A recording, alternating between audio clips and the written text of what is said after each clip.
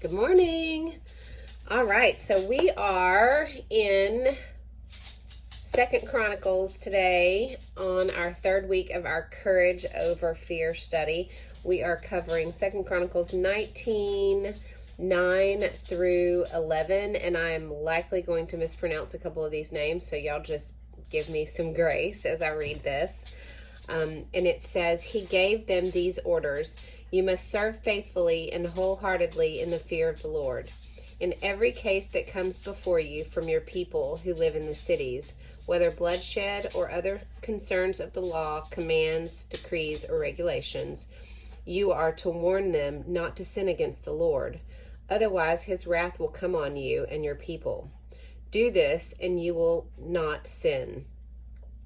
Amariah, the chief priest, will be over you in any matter concerning the Lord, and Zebediah, son of Ishmael, the leader of the tribe of Judah, will be over you in any matter concerning the king, and the Levites will serve as officials before you. Act with courage, and may the Lord be with those who do well. I know that's a lot, and it can get kind of confusing, but the main takeaway that I got from this was to have courage and respect the law of the Lord over anything else.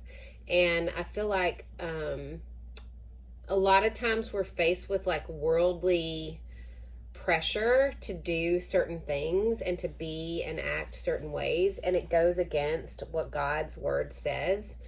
And we have to be courageous enough to say no, that just because the world says it's okay doesn't mean that we agree with it, because we are God's children and we live by a different standard. I'm not saying that we should go out and break the law because it doesn't go in accordance with what God's word is. But what I'm saying is that if we are put in a situation where our integrity and our choices have to be taken, let's see, how do I want to say this?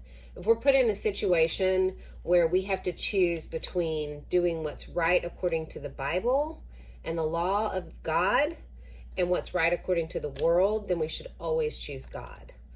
And we should keep our integrity intact. We never compromise our values that are God's laws. Those are non-compromisable. And so it's hard sometimes. And you can lose friends and you can lose jobs and you can lose a lot of stuff over that. But the reality is that God commands us to do that. Recently, my husband and I had the opportunity to, well, I wouldn't call it an opportunity.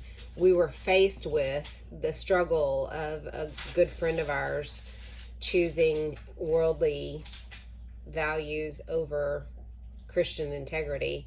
And when we were asked our opinion, we gave that opinion. And we told him, this is not what God would want. And unfortunately, that relationship has been nullified now. And I hate it because, it was a 25-year friendship, and it was something that was very dear and near to both of our hearts. And this person we love very much, and we still love them very much. Unfortunately, they've chosen to make choices that are against God's law and are mad at us for not condoning those choices. And it was really hard because we had to give up a whole lot for that. It wasn't just our friendship that was involved in this relationship. And so there was a lot of things that we lost because of the choices that we made. But standing on the truth often does cost you a lot.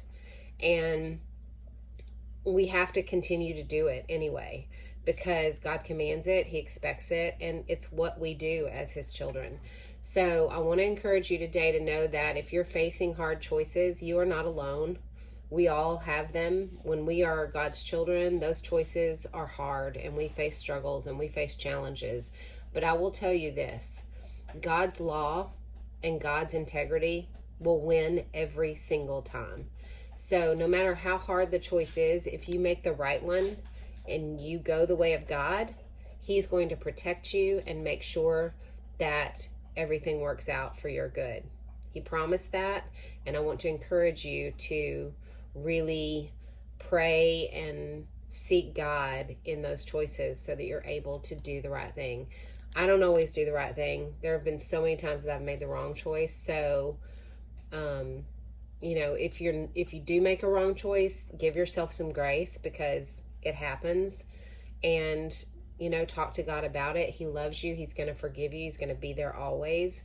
And if you are facing a choice and you haven't made one yet, pray about it and really do what God leads you in your heart, because He's going to give you what you need to get through that.